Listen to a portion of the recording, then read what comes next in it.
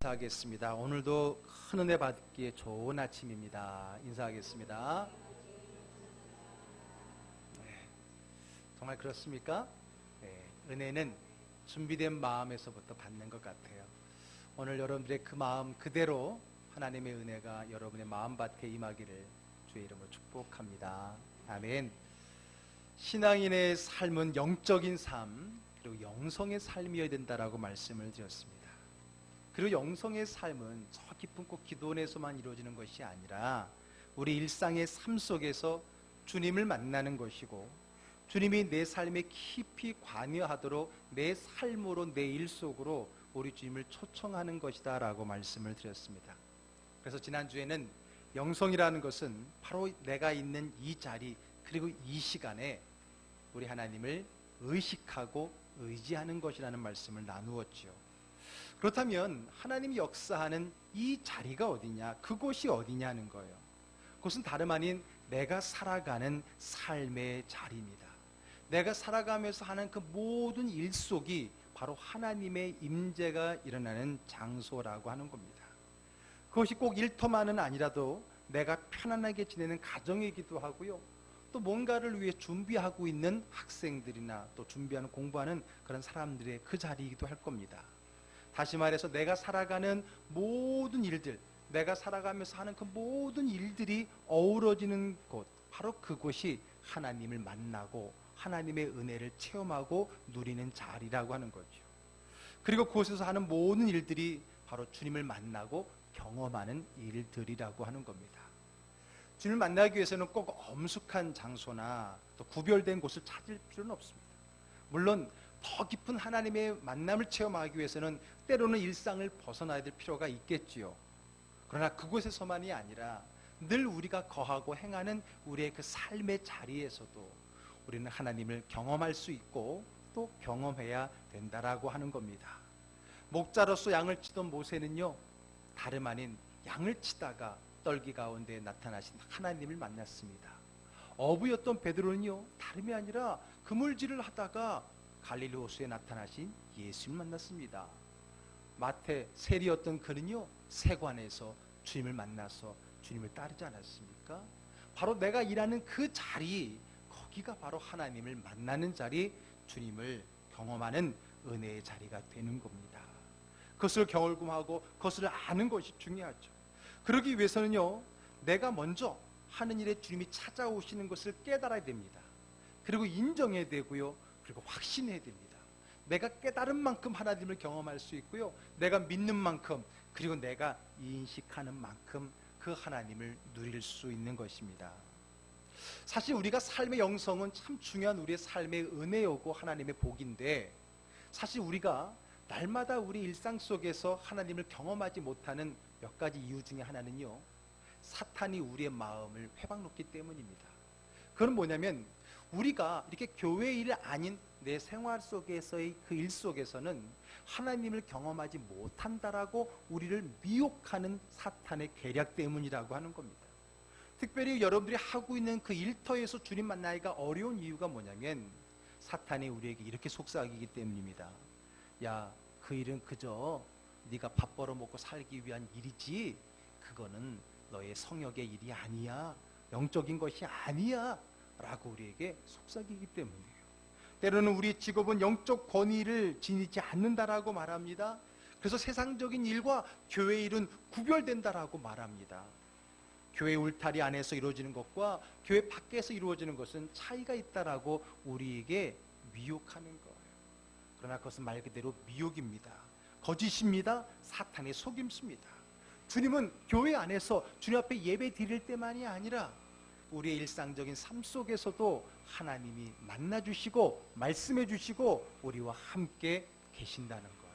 그것을 깨달을 수 있어야 돼요. 교회 안에서만 성역이 아니라 교회 밖에서 내가 살아가는 일상의 삶도 성역이라는 것을 깨달아야 된다는 거죠. 그래서 여러분, 이 시간 분명 주님의 이름으로 선포하건대 여러분들이 하는 모든 일은 다 성직임을 믿으시기를 바랍니다. 아니, 성직이어야 합니다. 여러분, 성직이 뭡니까? 성직자들, 목회자들이 하는 일만 성직입니까? 아닙니다. 넓은 의미에서 성직은 믿는 모든 자들의 삶입니다. 직장을 가진 사람은 그 직장이 성직이 되어야 되고요. 공부하는 학생들은 그 공부하는 그 시간이 자기에게는 성직이 되어야 된다는 거죠. 목회자만이 아닙니다. 성직은 왜 성직입니까? 그가 하는 일이 거룩해서 성직이 아니라 그 일에 하나님, 거룩하신 하나님이 함께 하시기 때문에 그 일이 성직인 거예요. 그 자리에 하나님, 거룩하신 하나님이 함께 하시기 때문에 성역이 되는 거고요. 그러므로서 그 일을 하는 사람이 성직자가 될 수 있는 겁니다. 그러므로 성역, 성직, 그리고 성직자, 이것은 어떤 다른 구별이 아니라 하나님이 함께 하시느냐, 하나님이 그 속에 계시느냐, 하나님이 그 일 가운데 간섭하고 계시느냐에 따라서 결정이 되어지는 겁니다. 그러므로 우리 일상생활에도 하나님이 함께 하신다면 그것이 성역이고 그 일이 성직이고 거기에 있는 내가 성직자임을 믿으시길 바랍니다. 그러므로 저와 여러분들은 저만이 아니라 여러분들도 돌아가셔서 각자의 그 삶 속에서 성직자로 살아가야 되는 거예요. 그것이 우리가 이번 달에 우리가 하나님 말씀을 통해 듣고자 하는 생활의 영성이라고 하는 겁니다. 지금 여러분들이 하는 일이 무엇입니까? 돈을 버는 일입니까? 그 일에 하나님의 함께 하심을 믿으시길 바랍니다. 가사 일입니까? 집안 일입니까? 거기에도 하나님이 함께 하시는 것을 깨달으시기를 바랍니다. 공부를 하거나 준비하고 있습니까? 그것도 단순한 무엇인가를 준비하는 일로 끝나는 것이 아니라 그 일 자체에 하나님이 함께 하신다는 것을 믿고 깨달으시기를 주의 이름으로 축복합니다. 아멘. 그래요. 하나님이 그 일에 함께 하신다면, 아니 그 일에 하나님이 함께 하심을 믿는다면 저와 여러분들은 언제든지 무엇을 하든지 성직자가 될 수 있고요, 영성가가 될 수 있고요, 진정한 신앙인이 될 수 있는 겁니다. 영성가 따로 있고 일반 성도 따로 있는 게 아니에요. 우리 모두는 다 영성가가 돼야 되고 다 성직자가 되어야 돼요. 될 수 있는 거예요. 내 삶 속에 세밀하게 역사하시는 그 하나님을 만나기만 하면, 기대하기만 하면, 그분을 경험하기만 하면 되는 겁니다. 자, 오늘 말씀의 주인공은요, 성경의 인물이라고 하기에는 너무나 미약한 한 소녀입니다. 성경에는 오로지 이곳에만 등장하고 있고요, 그 이름도 뭔지 성경은 말해주고 있지도 않는 그러한 자그마한 여인입니다. 그 소녀는 바로 아람 나라의 군대 장관이었던 나아만 장군 집에 있는 이스라엘 출신 노예 소녀입니다. 자, 오늘 본문의 2절 말씀 같이 읽어보겠습니다. 전에 아람 사람이 떼를 지어 나가서 이스라엘 땅에서 어린 소녀 하나를 사로잡음에 그가 나아만의 아내에게 수종들더니, 예, 아람이라고 하는 북이스라엘 바로 위쪽에 있는 그 아람 나라가 시시때때로 남쪽을 침범하고 악을 행했습니다. 그래서 국경지대인들을 침범해서 그곳에 있는 마을을 파괴하고 노략질을 하고 심지어는 사람들을 죽이고 잡아가서 노예로 삼는 경우가 있었는데, 오늘 주인공인 이 소녀도 그런 아람 나라의 약탈 가운데 희생자입니다. 어떤 연유에서인지 결국은 그 아람 나라로 포로로 잡혀가게 되고요, 결국은 그 나라의 군대 장관이었던 나아만 집에 안주인을 섬기는 하녀, 노예로 전락해버린 그 사람이 오늘 우리가 함께 주목하고자 하는 우리 주인공입니다. 여러분, 그런데 이 소녀의 주인인 나아만 군대 장관에게는 한 가지 큰 문제가 하나 있었습니다. 비록 그 나라 왕에게는 큰 신임을 얻었다라고 말하고 있는데 그에게는 한 가지 문제가 있었으니 다름 아닌 질병, 나병, 한센병에 대한 문제를 가지고 있었어요. 오늘 1절 말씀 또 읽어볼까요? 아람 왕의 군대 장관 나아만은 그의 주인 앞에서 크고 존귀한 자니 이는 여호와께서 전에 그에게 아람을 구원하게 하셨습니다. 그는 큰 용사이나 나병 환자더라. 예. 그는 참 나라에서 큰 직위에 있고 또 왕에게 인정받았고 또 이 나라에 혁혁한 공을 세웠던, 어쩌면 그 나라의 위인전에 이름이 오를 만한 그런 사람이었지만은 그에게 한 가지 문제가 있었으니 바로 나병을 앓고 있었다라고 하는 거죠. 바로 그때에 이스라엘에서 잡아왔던 그 포로였고 지금은 노예인 그 한 소녀가 오늘 그 주인의 나병이라고 하는 그 문제를 그냥 지나치지 않았던 것에서 오늘 말씀이 진행이 됩니다. 그 주인의 남역이라고 하는 그 힘들고 어려운 그 모습을 보고 그냥 지지치지 않고 한 가지 정보를 알려주게 됩니다. 자, 3절 말씀 읽어봅니다. 그의 여주인에게 이르되 우리 주인이 사마리아에 계신 선지자 앞에 계셨으면 좋겠나이다. 그가 그 나병을 고치리라 하는지라. 예, 다름 아닌 자기가 태어나고 자랐던 아람 나라로 잡혀오기 전까지 살았던 그 북이스라엘 땅에 아주 유명한 사람이 있어요. 하나님의 사람이라고 하는 별명을 가지고 있는 선지자, 그 유명한 엘리야 손자의 수제자였던 사람, 누구죠? 엘리사라고 하는 선지자. 그가 있는데 그가 얼마나 하나님의 역사를 이루어내는지 많은 기적을 일으켰고 수많은 병자들을 치유했던 전력이 있었다는 것을 이 소녀도 알고 있었던 거예요. 그 땅에 살았었기 때문에. 그래서 주인의 그 병을 보면서 그 엘리사 생각이 난 거예요. 그래서 우리 주인님도 비록 나라는 다르지만은 그 엘리사한테만 간다면 분명히 그도 치유받을 수 있을 텐데 라고 하는 마음이 들었던 거예요. 그런데 그것을 마음만으로가 아니라 오늘 그 여주인에게 그것을 말했다라고 하는 겁니다. 결국 그분이라면 고칠 수 있다라고 하는 이야기를 꺼냈던 것이죠. 자, 여러분, 우리가 쉽게 그럴 수 있겠다, 뭐 주인 생각하는 마음으로도 내가 알고 있는 정보가 있으니까 이분한테 가면 치유받을 수 있겠다라고 말할 수 있겠다고 생각할 수 있겠죠? 그러나 여러분, 곰곰이 더 깊이 생각해 보면 이거는 쉬운 일이 아닙니다. 절대로 기필코 결단코 쉬운 일이 아니에요. 왜? 오늘 이 소녀가 자기 주인의 문제를 가지고 오늘 이야기를 하는 데는 왜 쉽지 않느냐? 몇 가지 이유가 있습니다. 첫 번째는요, 오늘 성경에도 분명히 이야기하지만 이 노예 소녀는 처음부터 노예 소녀가 아니었습니다. 오늘 성경에 보니까 아람 군대가 이스라엘을 침범해서 노력해서 빼앗아온 여인이라고 하는 거예요. 소녀라고 하는 거예요.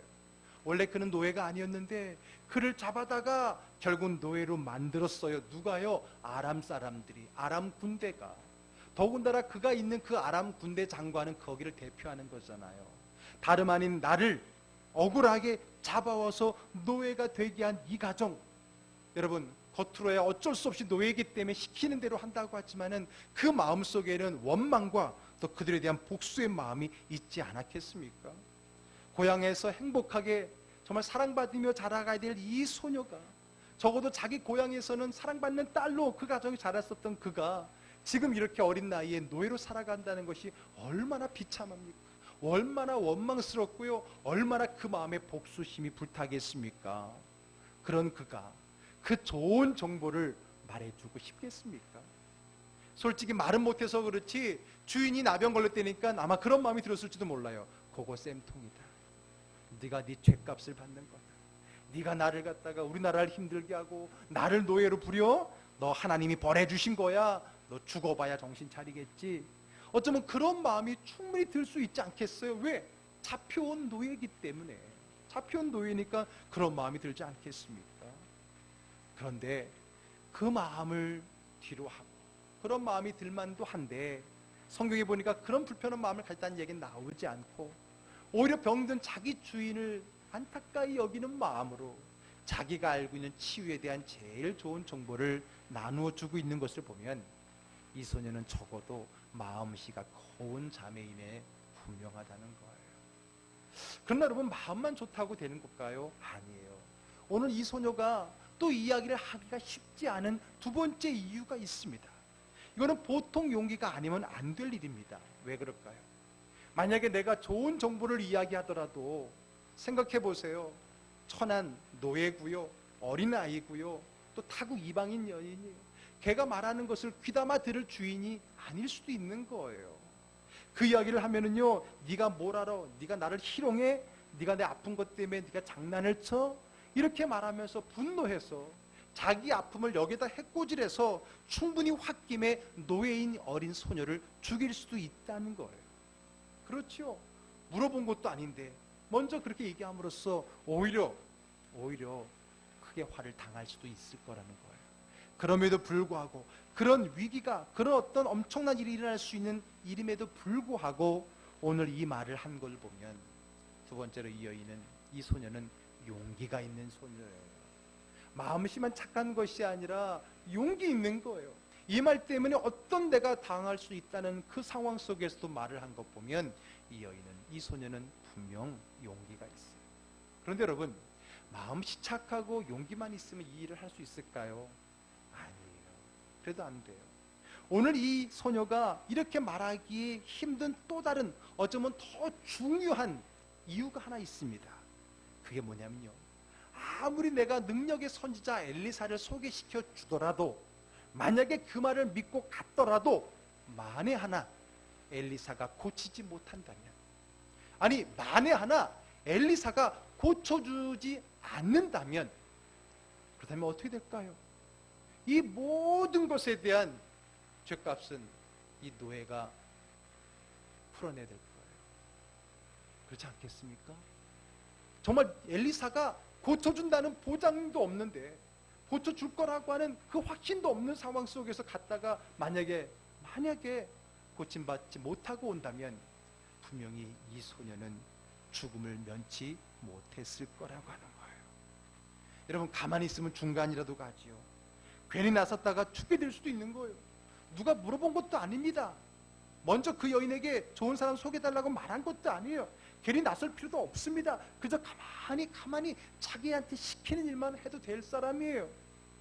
그런데 오늘 이 여인이, 이 소녀가 그럼에도 불구하고 만약에 치유받지 못한다면 그것은 자기의 죽음으로 이어진다는 것을 알매도 불구하고 오늘 그 정보의 이야기를 주인에게 한 것은 뭘까요? 그것은 용기와 고운 마음씨를 뛰어넘는 또 한 가지가 있기 때문이에요. 그게 뭘까요? 그게 사명감이라고 하는 거예요. 그게 사명감이라고 하는 거예요. 사명은요 그 상황을 뛰어넘으면서 할 수 있는 거예요.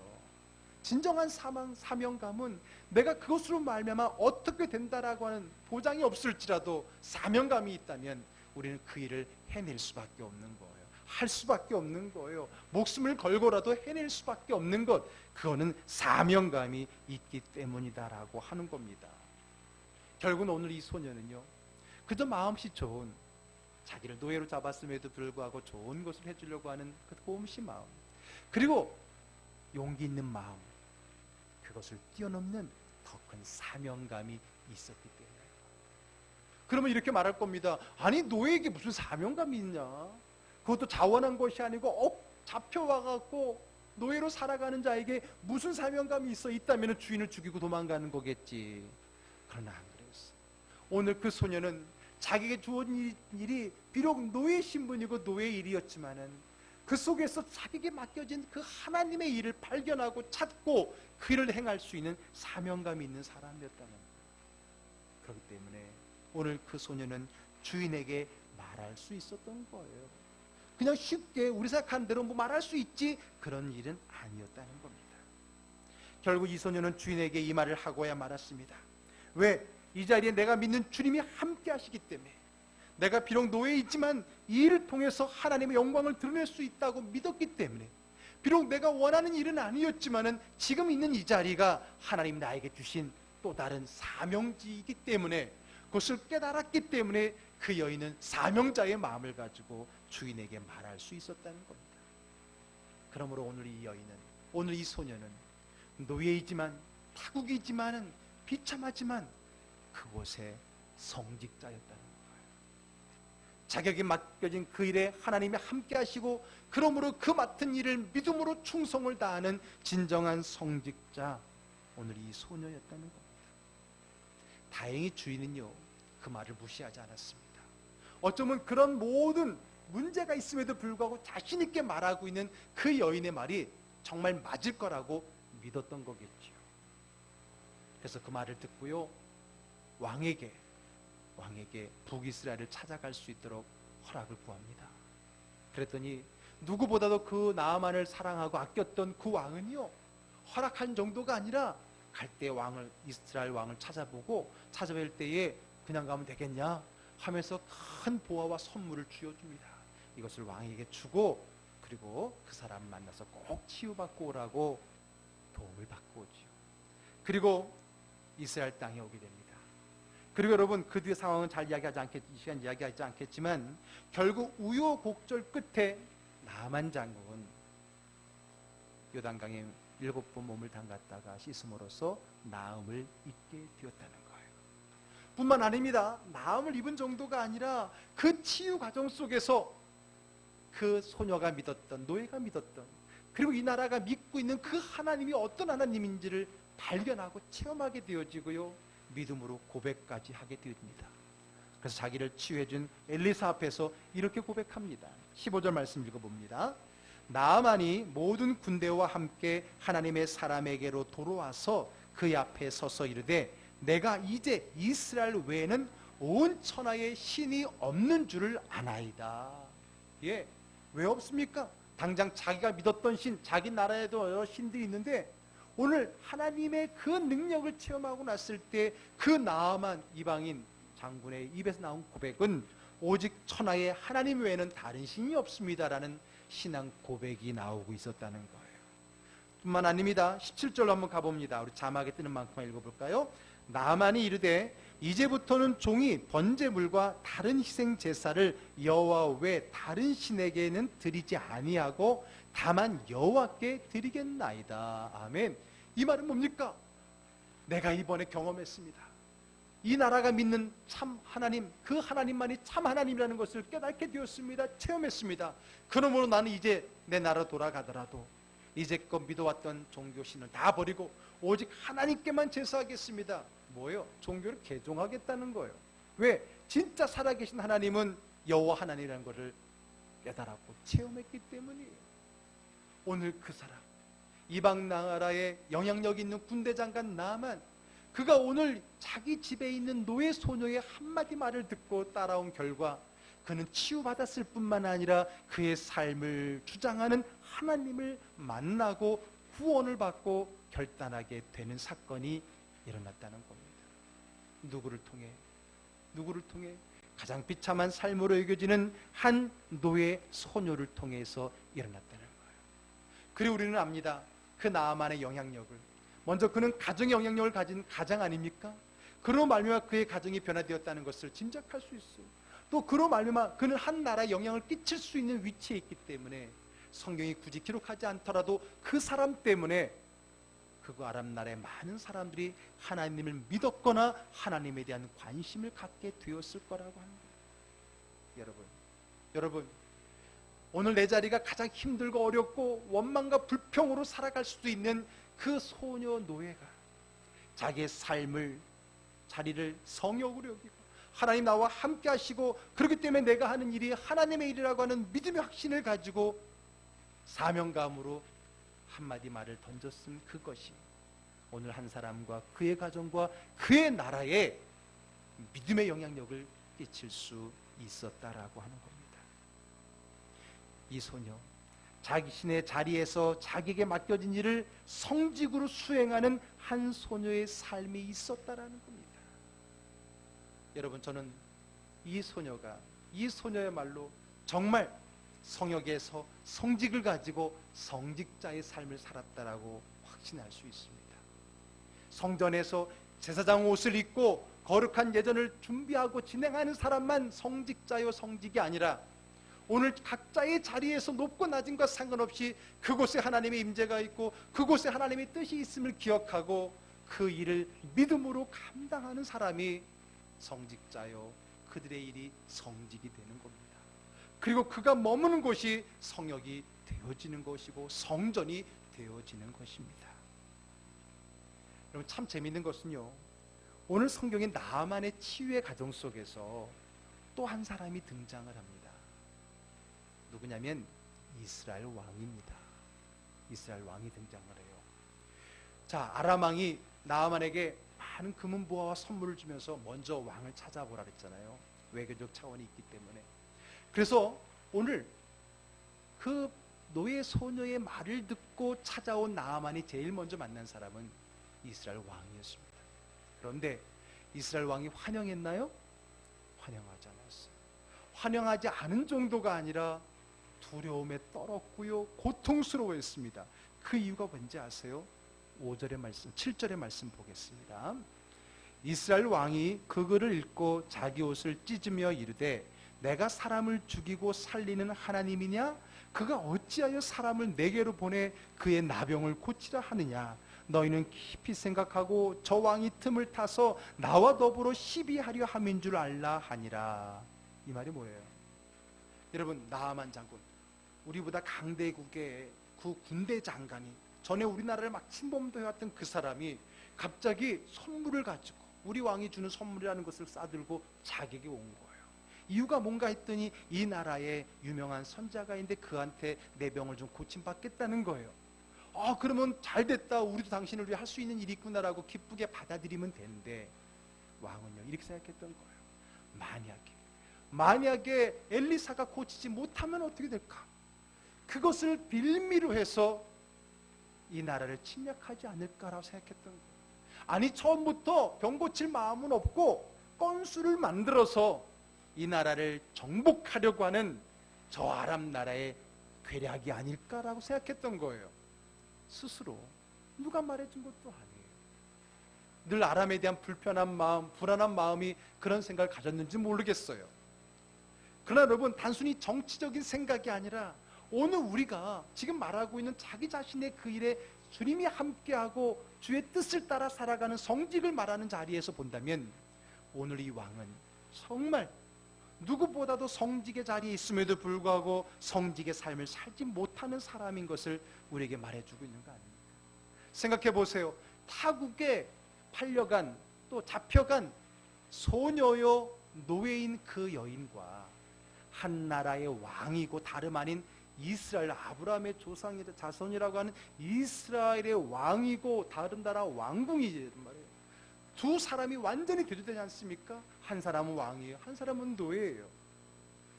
한 사람은 남자예요, 한 사람은 여자예요. 한 사람은 성인이에요, 한 사람은 소녀예요.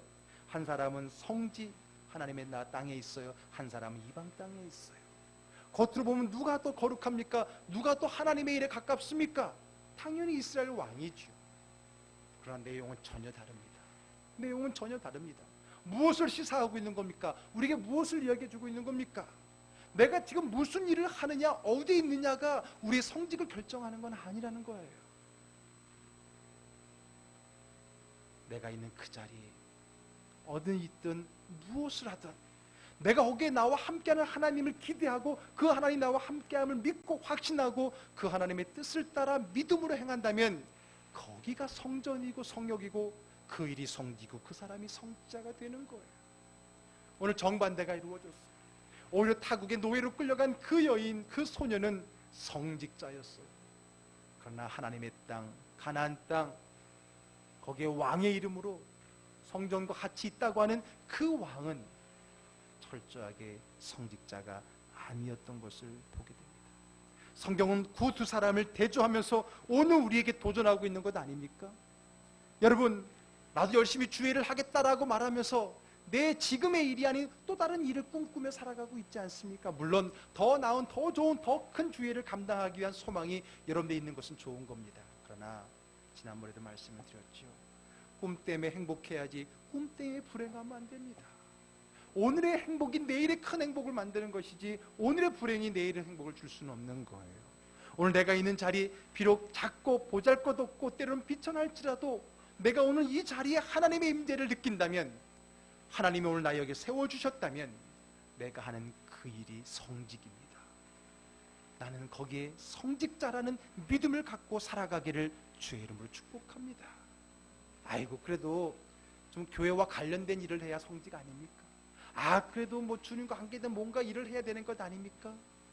물론 그렇다면 더 좋겠죠. 그러나 지금 내가 있는 그 자리에서부터 우리의 성직과 성직자의 삶은 시작되는 것이에요. 일터에서 일을 하고 있는 분들이 있습니까? 단순히 우리 식구 먹여 살리기 위한 수단으로서 일터로 전락시키면 안 됩니다. 오늘 그 자리가 여러분들의 성지가 되어야 될 줄 믿습니다. 여러분들은 그 자리에서 그 일이 내게 맡겨진 하나님의 성직임을 깨달으시기를 주의 이름으로 축복합니다. 그런 마음이 없이 열심히 일하는 것, 그것이 여러분들에게 무슨 유익이 되겠습니까? 물론 삶에 조금의 유익은 될지 모르지만 여러분들의 신앙과 믿음과 영생에 무슨 도움이 되겠습니까? 내가 언젠가는 이 일 때려치우고 내가 신학교 가서 그때 성직하겠다고요? 아닙니다. 아닙니다. 요즘은 신학교 더러우셔도 됩니다. 너무 요즘은 목회자가 많아서 좀 문제이기 때문에 더러우셔도 됩니다. 여러분들의 삶의 성직자로 살아가는 그런 분들이 더 필요한 이 시대가 아닌가 저는 생각이 되어집니다. 여러분, 집에서 나는 집안일을 하고 있다고요? 집안일을 하면서 나에게도 꿈이 있는데, 나에게도 비전이 있는데, 나에게도 재능이 있는데 여기서 설거지는 하고 있다고 원망하고 불평하면서 살아가고 있지 않습니까? 아닙니다. 오늘 그 자리가 여러분들의 성지가 되고 성직이 되어야 됩니다. 오늘 그 일을 통해서 하나님이 하시는 일을 만나고 체험하고 누릴 수 있는 주부 여러분 되기를 주의 이름 축복합니다. 공부하는 학생들은 그 자리가 성지인 거예요. 그 자리가 성직인 거고요. 그것을 최선을 다하는 것이 내가 하나님의 성직자로 살아가는 것입니다. 내가 나중에 공부해서 어디 대학 가서 하는 과정이 아니라 지금 이 시간이 하나님의 은혜를 경험할 최고의 성지라고 하는 거예요. 그런 믿음을 가지고 살아갈 때 우리는 진정한 삶의 영성가가 될 수 있는 거예요. 진정한 우리의 삶 속에 역사하시는 하나님을 만날 수 있는 것입니다. 아이고 지긋지긋해, 언제 이 삶을 탈피할까, 언제 이 고비를 넘어갈까라면서 힘들어하지 마세요. 우리가 아무리 힘들어도 이 노예 소년만 힘들겠습니까? 그러나 그 노예 소년은 지난주에 또 다른 주인공이었던 요셉과 같이 그는 자기의 자리에서 좌절하지 않았습니다. 그저 자기 자리에 함께 하신 하나님 믿었고요, 그 하나님 맡기신 그 일을 성직으로 믿었던 것입니다. 특히 여기 직장 다니신 분들, 직장 다니는 분들은 늘 마음속에 먹는 마음이 있잖아요. 내가 이놈의 직장 꼭 때려치우리라, 사표를 내리라, 예? 사업하는 분은 내가 꼭 다른 사업으로 전환하리라, 얼마나 마음 먹습니까? 그 마음속에 평강이 있습니까? 없습니다. 오늘 나에게 주어진 그 자리가 악을 행하는 자리가 아니라면, 물론 모든 일이 다 아닐 수 있죠. 악을 행하는 자리가 아니라고 한다면 거기는 주님이 함께 하실 겁니다. 아멘. 그 하나님을 만나고 경험하고 그 주님 안에서 그 일을 행할 때 그 일이 성직이 되고 여러분이 성직자가 되는 거예요. 우리는 그래서 무엇을 하든 어디에 있든 늘 주님과 함께 됩니다. 골로새서 3장 23절의 말씀 같이 한번 읽어볼까요? 무슨 일을 하든지 마음을 다하여 주께 하듯 하고 사람에게 하듯 하지 말라. 아멘. 성직자의 자세입니다. 성직자의 자세입니다. 내가 하는 그 일 속에 무슨 일을 하든지 마음을 다하여 누구에게 하듯 하라고요? 주께 하듯 하라는 거예요. 주께 하듯 하라는 거예요. 그 사람을 나를 먹여 살리는 사람으로 보지 말고 그 사람을 주님처럼 여기라는 거예요. 오늘 내 물건을 살아오는 사람을 주님을 대하듯이 하라는 거예요. 그리고 내가 하는 이 일을 주님과 함께 하듯 하라는 거예요. 성경에는 주께 하듯이라는 말만 써있지만 제가 거기다 굳이 한 구절 더 더한다면 주님과 함께 하듯 하라는 거예요. 아멘. 그럴 때 여러분들의 일이 비록 비천하고 보잘것없을지라도 성직이 되는 거고, 여러분들은 그 성직의 자리에 성직자가 될 수 있는 겁니다. 그 성지가 가정일 수도 있어요. 노동의 현장일 수도 있을 거예요. 땀 흘려 공부하는 책상일 수도 있을 거예요. 거기에 주님이 함께 하신다면, 거기에 주님의 말씀이 있다면 거기가 성지고요, 그 일이 성직입니다. 그 일을 주께 하듯 주님과 함께 하듯 한다면 우리는 그 속에서 하나님을 경험하게 되고 그 한 사람으로 말미암아 그 주변에 하나님의 영광이 드러나게 되는 것입니다. 오늘 노예였던 이 한 여인의, 이 소녀의 그 믿음의 성직의 삶을 통해서 그 아람 나라에 영향이 있는 사람이 변화된 것이고, 그를 통해 또 다른 많은 사람의 변화가 일어났음을 우리는 알 수 있는 겁니다. 구약의 믿음의 조상이라고 하는 아브라함, 하나님께 부름받아서요 자기의 삶의 터전을 버리고 떠나와 나그네가 되었습니다. 하나님이 땅을 준다고 그러는데 아직까지 땅을 받지 못했어요. 자기 이름으로 등기를 해놓은 땅이 하나도 없어요. 자기도 여전히 나그네였어요. 그러나 그가 나그네이건 어디든 간에 주님과 함께 있다는 믿음을 갖고 있기에 그 자리에서 최선을 다합니다. 그래서 또 다른 나그네가 자기 장막 앞을 지나갔을 때에 그들을 대접하지요. 기쁨으로 섬깁니다. 그랬더니 알고 보니까 그들이 누구였어요? 하나님이었고 하나님과 동행하는 천사들이었잖아요. 그래서 히브리서 13장 2절은 이렇게 말해주고 있습니다. 손님 대접하기를 잊지 말라. 이로써 부지 중에 천사들을 대접한 이들이 있었느니라 라고 말합니다. 여러분들이 하는 일을 게을리하지 마라. 사명감으로 하라는 거예요. 그 일 속에 나타나시는 하나님을 만나는 역사가 있을 것입니다. 결국은 그 부지 중에 그 나그네를 권장한 하나님과 천사를 대접했던 그에게 하나님은 내가 다음해 이맘때 사라에게 아들이 있겠다라고 큰 은혜의 복을 받지 않습니까?